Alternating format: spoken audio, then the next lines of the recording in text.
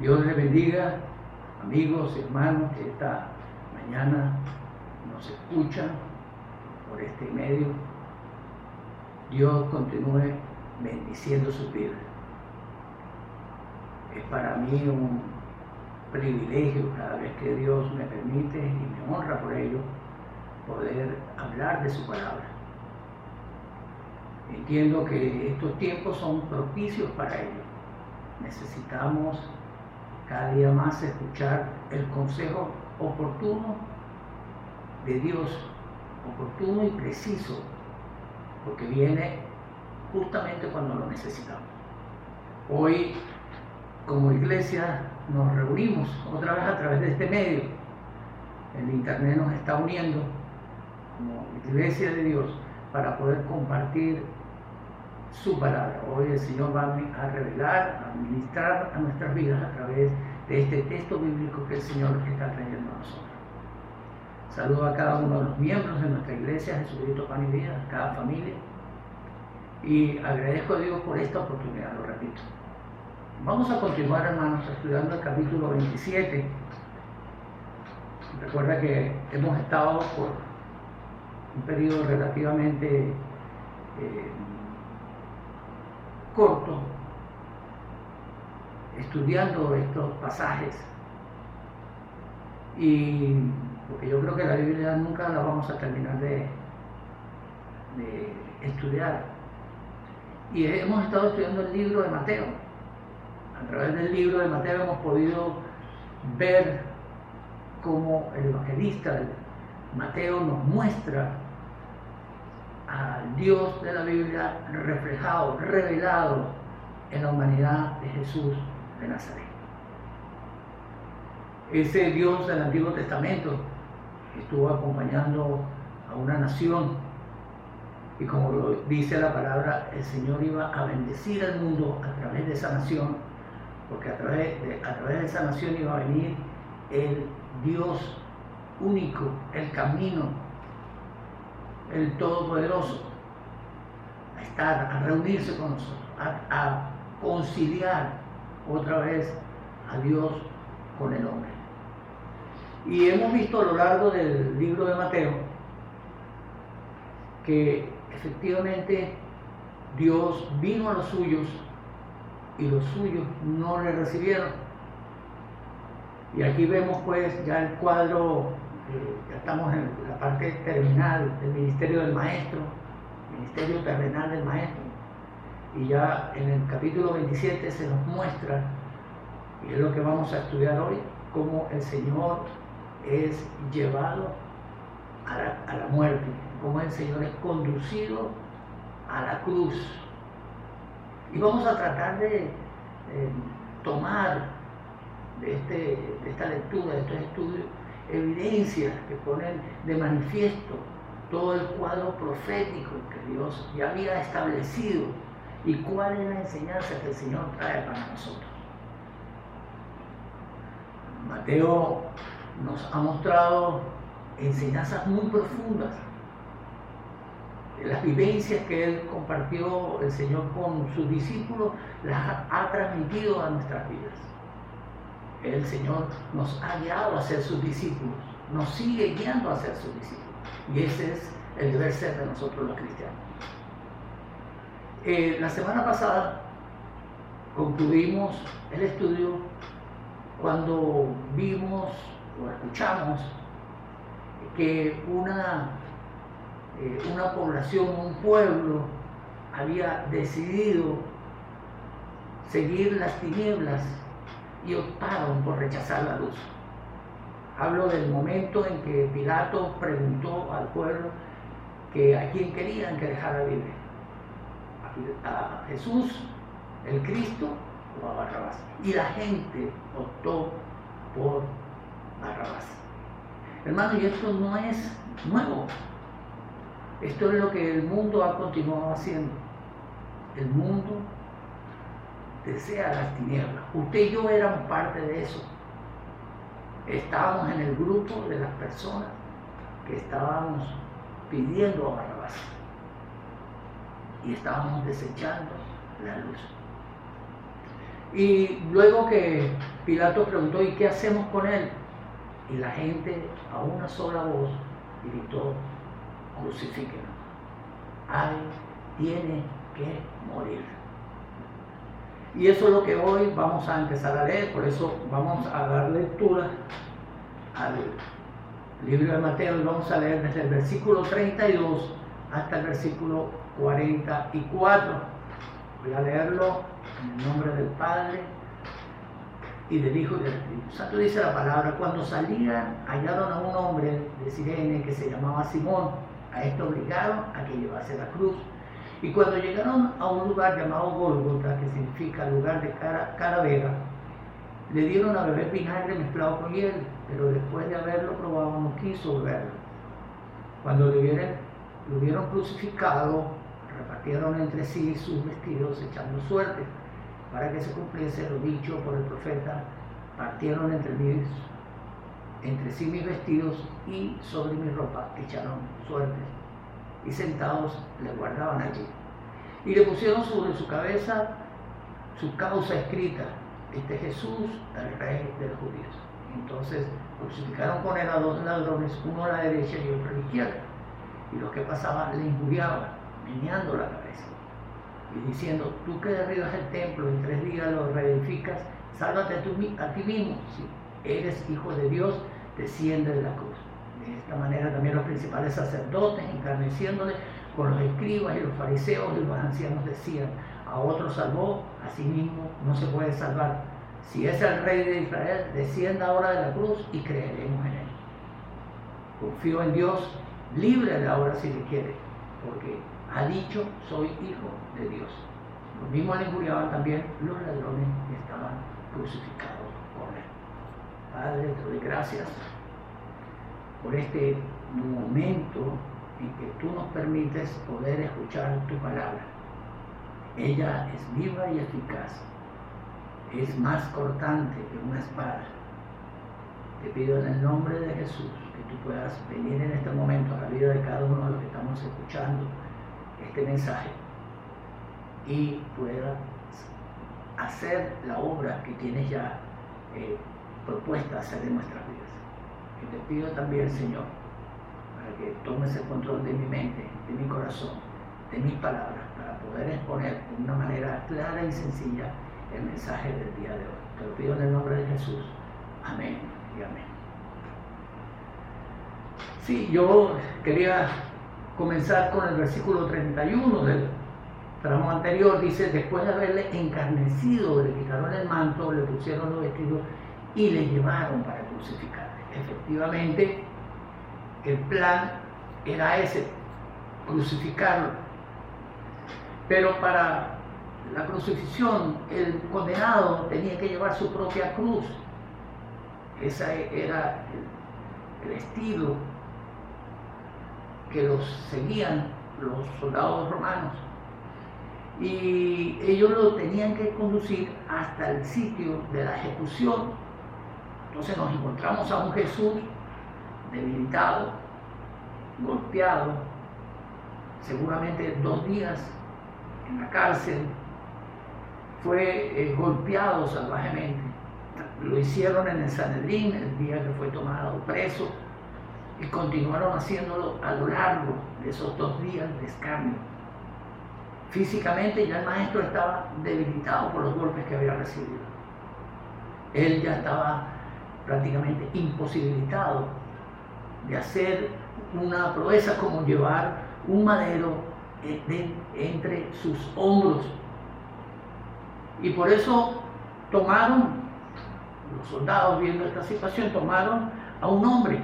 Dice la palabra en el versículo 32, cuando salían, hallaron a un hombre de Cirene que se llamaba Simón.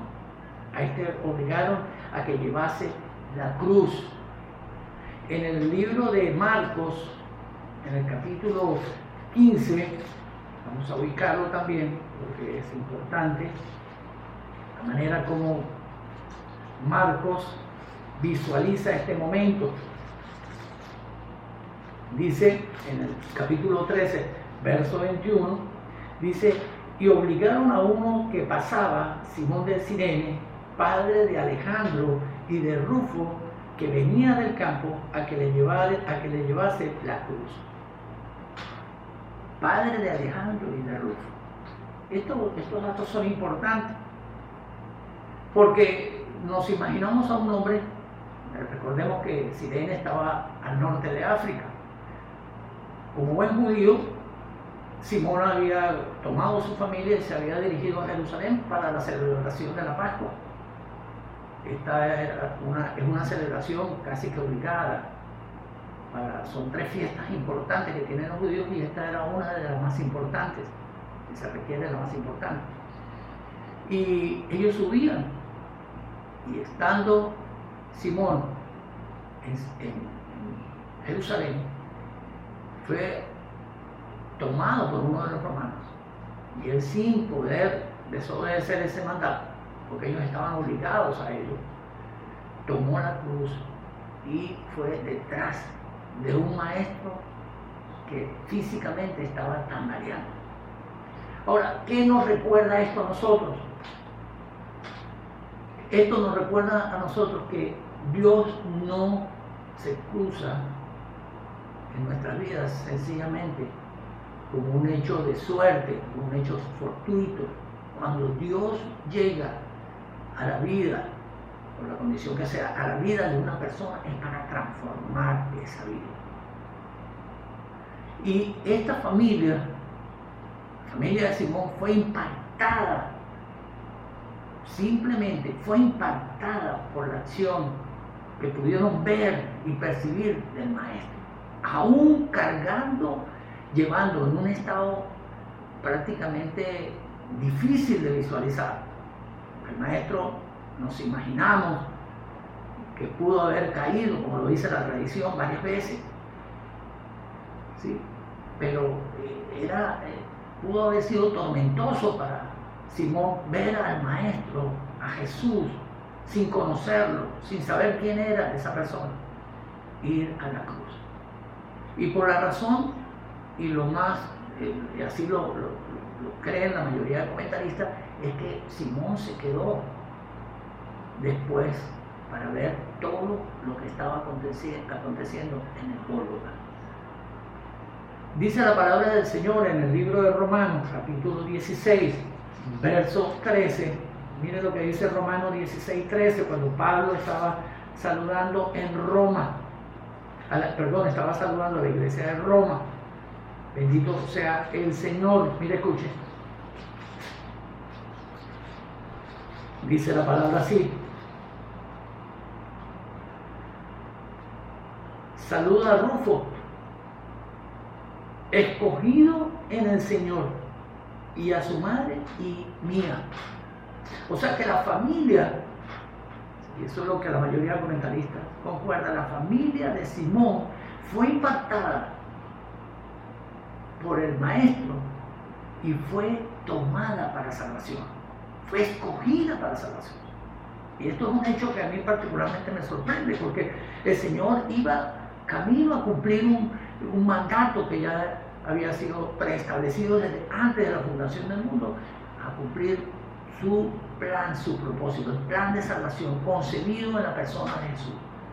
Y en ese trayecto el Señor impactó el corazón de un padre de familia que posteriormente el Evangelio fue transmitido a ellos y a su familia, y todos creyeron en el Señor. Eso es lo que la Biblia nos narra. No tenemos ninguna duda de que eso fue así. Dice la palabra del Señor, cuando llegaron al lugar llamado Gólgota, que significa el lugar de la calavera, y aquí también quiero detenerme, porque el Gólgota era el lugar de ejecución pública de los judíos, de los romanos, perdón. Y ese lugar estaba ubicado al norte de Jerusalén. Pareciera que esto tiene un gran significado espiritual, porque esto nos recuerda que efectivamente el Cordero estaba siendo trasladado al sitio de sacrificio.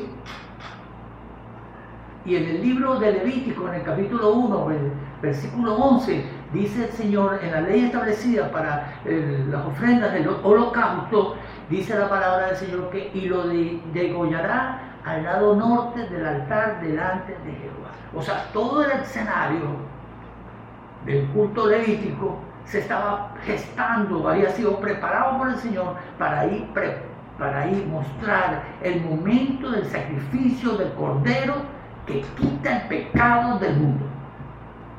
Qué interesante, muy interesante. Y después dice, y le dieron de beber vinagre mezclado con hielo, el versículo 34, después de haberlo probado, no quiso beberlo. Amén. Y aquí también tenemos que detenernos por un momento. Era muy propicio en las ejecuciones en esa época darle al condenado, al reo, le daban vinagre mezclado con hielo.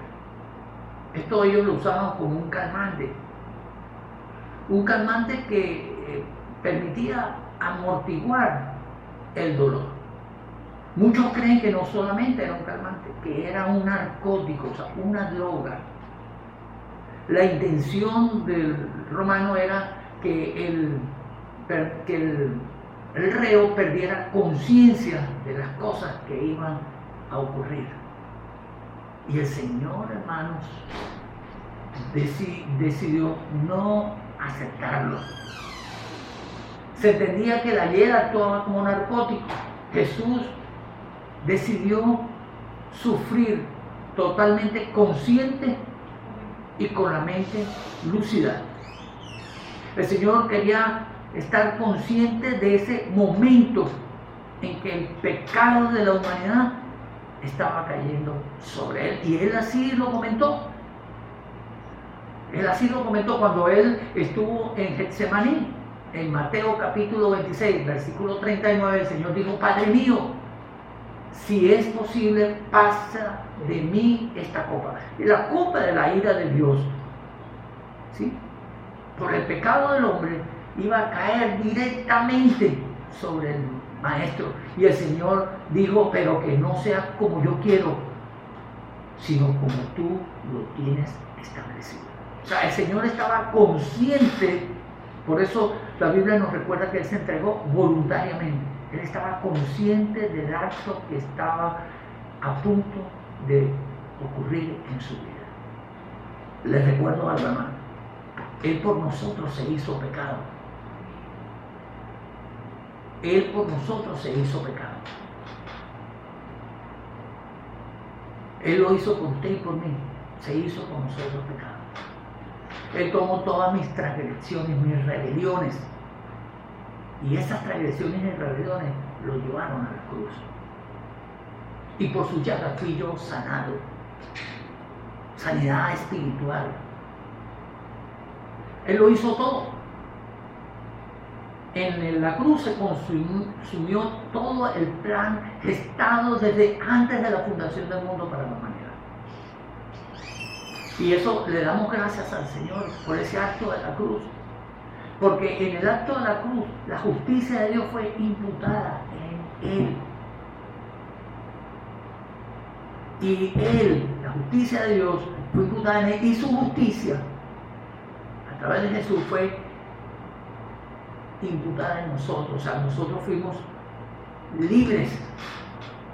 Él pagó la deuda que estaba sobre nosotros. Esto es un acto que solamente Dios lo podía hacer. La redención, el rescate, la salvación. Ese es el Evangelio. Eso es lo que nosotros predicamos. De eso se trata el Evangelio de salvación. De eso es lo que nosotros hablamos continuamente, todos los días. Hablamos de este tema. Y eso estaba concebido así desde el principio, hermano. Desde el principio. Bendito sea el nombre del Señor. Miren algo también interesante. Después de esto dice la palabra, cuando le hubieron crucificado, repartieron entre sí sus vestidos, echando suerte para que se cumpliese lo dicho por el profeta. Partieron entre sí mis vestidos y sobre mi ropa mi ropa, echaron suertes. Bendito sea el nombre del Señor. El reparto de los vestidos era algo usual, eso era lo que les quedaba de ganancia a los soldados romanos. Pero esto tiene un significado profundo para nosotros. Porque el hecho de que ellos se hubiesen repartido la ropa, primero se cumple una palabra profética, eso está en el libro de Salmos. David vio ese momento. David en el Salmo 22, 18 dice: repartieron entre sí mis vestidos y sobre mi ropa, echaron suerte. Eso lo dijo David. Ahora, los reos eran desnudados y sus ropas eran beneficio, como lo estaba diciendo Samuel. Ahora, ¿cuál es la parte que tenemos que entender de esto? Primero, se cumple el plan profético de Dios. Y segundo, escuchen algo, hermano. Él sufrió el escarnio. El escarnio significa la burla, toda la parte del maltrato físico. ¿Sí? Pero él fue desnudado. Y la desnudez en ese tiempo era deshonra. Era deshonra. Fíjense en algo interesante. En el Génesis, el Señor, cuando el hombre y la mujer pecaron o desobedecieron al Señor, ellos inmediatamente fueron a esconderse, a ocultarse, porque se sintieron desnudos. Y la palabra nos dice que el Señor le preguntó dónde estaban. Y esa intención era que Dios ve todas las cosas, pero el hombre no sabe la condición en la que está. Y cuando ellos hablaron con el Señor, le dijeron: es que estamos desnudos. Sintieron vergüenza delante del Señor. ¿Sí? Sintieron vergüenza. ¿Qué hizo el Señor? Él inmediatamente agarró un animal, sacrificó un animal y con la piel del animal le hizo ropas, cubrió su desnudez. En la cruz fue Él el que fue despojado de su vestidura. Él fue el que la vergüenza fue echada sobre Él. Él actuó en misericordia en Génesis cuando cubrió su desnudez. En el momento de la cruz, Él fue el que recibió la deshonra, la vergüenza por el pecado del hombre. Entonces el hecho no fue simplemente que le quitaron la ropa, y indudablemente que se cumple el programa profético de Dios, pero el trasfondo espiritual que esto trae realmente debe llamarnos a la atención. Bendito sea el Señor por eso.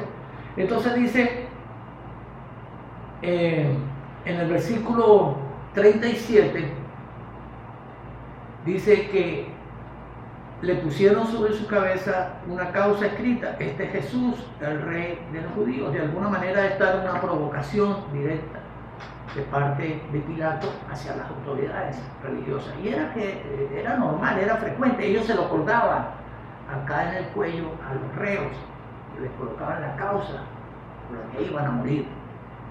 Aquí no se la colgaron a él, la colocaron sobre la cruz. Y esto ponía de manifiesto la naturaleza y la persona de quien es el portador de esa cruz. Ahí quedó registrado, ya tenemos 2000 y pico de años, registrado que Jesús de Nazaret es el Rey. Bendito sea el nombre del Señor por eso. Gloria a Dios. Entonces dice que entonces crucificaron con él a dos ladrones, uno a la derecha y otro a la izquierda. Y los que pasaban le injuriaban meneando la cabeza y diciendo: tú que derribas el templo y en 3 días lo reedificas, sálvate a ti mismo si eres hijo de Dios, desciende de la cruz. También los sacerdotes, los escribas, los fariseos, todos pasaron y todos se burlaban, todos hablaron y le dijeron, vociferaron palabras hirientes al maestro. Y esto, de alguna manera, pone en evidencia el rechazo que todo el pueblo había manifestado en el mensaje y en el portador del mensaje. Pone de manifiesta la ambigüedad que hay en nuestra naturaleza. Hermanos, el domingo, ese día fue viernes, el domingo, o el primer día de la semana, el Señor entró a Jerusalén y la gente gritaba: Hosana al que viene en el nombre del Señor. O sea, sálvanos, sálvanos. Y el viernes lo estaban crucificando. Y aquí quedaba en evidencia el escarnio que todos los principales sacerdotes, los religiosos de ese tiempo, contra el maestro. 3 años de ministerio, trayendo unas enseñanzas profundas a una nación decadente moralmente, así como lo sigue haciendo con nosotros, hermanos. La inmoralidad ha crecido y el Señor sigue hablando su palabra y nosotros seguimos rehusando escuchar la palabra del Señor. Hacemos eco a lo que nosotros creemos o lo que nos parece y no vamos al texto, que el texto por sí solo se explica. Y estos hombres estaban rechazando un reino. El Señor vino a traer una oferta, trajo un reino espiritual. Ellos querían un reino político, donde ellos fueran los protagonistas, donde ellos pudieran tener eco, donde pudiese ser vistos. Por eso el Señor siempre los criticó y les dijo que eran todos víboras, cuerda de ladrones, hipócritas, les decía también el Señor. Estos hombres eran los que se estaban burlando del maestro. Ellos decidieron rechazar al maestro. Bendito sea el Señor. Definitivamente, hasta los discípulos fallaron en ese momento. Y la palabra nos dice que la única manera, hermano, escuche amigo que me está escuchando, que me está prestando atención a este mensaje, la única manera para entrar al reino es a través del arrepentimiento. Sí. Y la palabra arrepentimiento no es otra cosa sino en voltearse a Dios, volverse a Dios. Ese es un trabajo que tiene que hacer el Espíritu Santo en su vida. Porque nuestro corazón está entenebrecido. Cuando estamos sin Cristo, nuestro corazón está endurecido, entenebrecido, alejados de Dios. Dios cambia el corazón del hombre y lo hace volverse a Él. ¿Qué debemos hacer? Ora al Señor. Señor, llévame a arrepentimiento. Llévame a arrepentimiento. Esa es un clamor. Nosotros oramos para que Dios llame a arrepentimiento a las personas. Este tiempo Dios está llamando a arrepentimiento a las personas. No es el Dios que tú crees, es el Dios de la Biblia, el que es celoso, el que no comparte su gloria con nadie, el que detesta la idolatría, el que detesta la altanería, aquel que se vanagloria. Y así somos nosotros los seres humanos. Tiene que Dios cambiar nuestra vida, tiene que Dios cambiar el corazón, tiene que Dios transformar algo en nosotros, porque si no, nosotros no lo vamos a buscar a Él. Esa es la realidad. Fíjense que aquí hay un caso bien particular. Y dice, lo mismo le injuriaban también los ladrones que estaban crucificados con Él. Los dos ladrones en el momento de la crucifixión se estaban burlando del maestro. ¿Sí? Pero algo ocurrió. solo la presencia de Dios en ese momento. Y para su gloria y para que quedara en evidencia su plan de redención y rescate y su soberanía, Él en ese momento salvó a uno de los ladrones. El libro de Lucas lo pone en evidencia. En el capítulo 23, la Biblia dice que y uno de los malhechores que estaba colgado le injuriaba, estaba haciendo igual que el pueblo, diciendo: si tú eres el Cristo, sálvate a ti mismo. El otro reprendió a su compañero y le dice: ni aún tienes temor tú de Dios, estando en la misma condenación. Nosotros, la verdad, justamente padecemos. Ahí está. Él aceptó, ¿sí?, que él era culpable. Eso es un acto de arrepentimiento. Cuando tú reconoces tu pecado, tú estás diciéndole al Señor: Señor, yo merezco lo que me está pasando. Y ahí dice, recibimos lo que merecemos por lo que hemos hecho, mas este ningún mal hizo. ¿Cómo sabía él que ese hombre que Jesús no había hecho ningún mal? Eso solamente pudo haber sido revelado por el Señor. No hay otra manera de decirlo. En la cruz queda en evidencia que el acto de la salvación es solo y única y es potestad de Dios salvar. No puede el hombre ser salvo por sí mismo, hermanos. Potestativo, iba a decir. Y el Señor salvó al ladrón. Él en su potestad decidió hacerlo para enseñanza de nosotros hoy. Y la palabra nos dice así. Y le dijo: acuérdate de mí cuando estés en tu reino. ¿Cuál reino? ¿En qué momento el Señor habló del reino?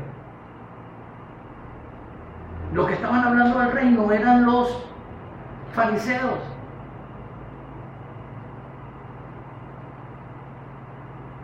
Y le dijo: desde hoy estarás conmigo en el paraíso. Esta es una clara evidencia de que la soberanía de Dios es indiscutible, inobjetable. Él hace como Él quiere, cuando Él quiere, con quien Él quiere. No hay manera de debatir eso. Y aquí Él determinó salvar a un hombre que merecía morir, así como yo también merecía morir.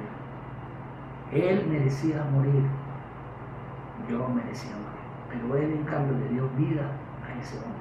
Uno fue para salvación y el otro para condenación. ¿Y qué nos enseña esto, hermano? Mira, fíjense, algo bien interesante.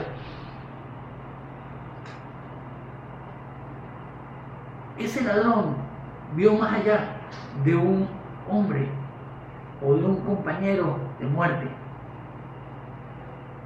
en Jesús.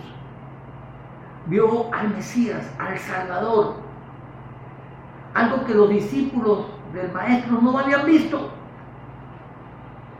Hasta ese momento no lo habían visto como Salvador. Todos habían huido, todos se habían escondido. Este hombre llegó a reconocer el plan redentor del Maestro y le dijo: yo quiero estar en tu reino.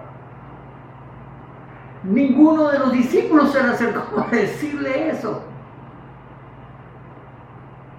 Queda en evidencia, hermano, que cuando Dios determina algo, no puede ser eso debatido. Y miren algo bien interesante. Esa fe, ¿sí?, que se manifestó en este ladrón arrepentido, fue mucho mayor, ¿verdad?, que la fe que no existió en ninguno de sus discípulos. Estoy hablando de ese momento en particular. Amados del Señor, de veras que estas son cosas que debemos preguntarnos. ¿Qué parte de este relato no hemos vivido nosotros? ¿Acaso hemos sido como los soldados que hemos maltratado al Maestro con nuestras palabras, con nuestras lisonjas, con nuestras burlas? o aún como los religiosos, que estamos centrados más en darle sentido al reino que nosotros que estamos mirando o estamos formando, o decimos que tenemos una visión de ese reino, el de nosotros, y no el reino de los cielos. ¿En qué parte estamos parados? Tú, amigo que me escuchas, el ladrón fue llevado al paraíso. La invitación es, si esta palabra conmovió tu corazón, yo te insto, te motivo a que ores al Señor, para que el Señor pueda abrir tu entendimiento y pueda llevarte a salvación. La Biblia dice que si confesamos el estado en el que estamos, que eso es arrepentimiento, Dios es fiel y justo para perdonar. Yo te motivo a eso. Ora al Señor por ello. ¿Y qué es lo que nosotros tenemos que pedirle al Señor? Tenemos que pedirle al Señor ser como ese hombre moribundo, ese ladrón arrepentido, que aún sabiendo que su vida había sido un desorden, aún sabiendo que él era culpable de muerte, aún sabiendo que él, porque la paga del pecado es la muerte, y él sabía que él merecía morir de manera irremediable, él fue salvo por misericordia, solo y única y absolutamente por misericordia. En él se reprodujo una fe en el Maestro, que solamente viene de Dios. La fe viene por el oír y el oír por la palabra. La presencia de Dios es suficiente para poder cambiar el corazón de un hombre. Entonces, ¿qué nos dice la palabra? Dice la palabra que nosotros podemos pedirle al Señor que dé claridad y entendimiento a su plan redentor. Y estoy convencido, hermanos, que a través de ello podremos ver y obtener vida eterna. Ese es el principio de la salvación, vida eterna. Vida eterna, estoy hablando del tiempo postrero, pero ahora ser testigos, poner de manifiesto el plan de salvación, cómo Dios obra en las personas. Por eso nosotros como iglesia, le hablo ahora a la iglesia, sigamos nuestro trabajo. Que no se nos pase y se nos olvide que el Señor nos ha llamado a seguir llevando el mensaje con nuestra vida, con nuestro testimonio. Que nosotros podamos hablar de las virtudes de aquel que nos llamó de las tinieblas a la luz. Hablar de lo que Él es, de lo que Él representa. Que Él sea el centro de tu vida, iglesia. Ahorita estamos en un mover muy particular. Dios ha movido el mundo. El mundo está consternado ante esta situación que tenemos de un virus que es indetenible para el ser humano, pero para Dios todo es posible. Por eso nosotros hacemos eco, quedarnos en casa. Dios es el único que puede evitar y cambiar, ¿sí?, las cosas que nosotros consideramos que son imposibles. La gente ahora anda desesperada, la gente, y no es para menos, amigos, hermanos, no es para menos. Pero ¿cuál es el deber ser? Para el creyente, ¿sí?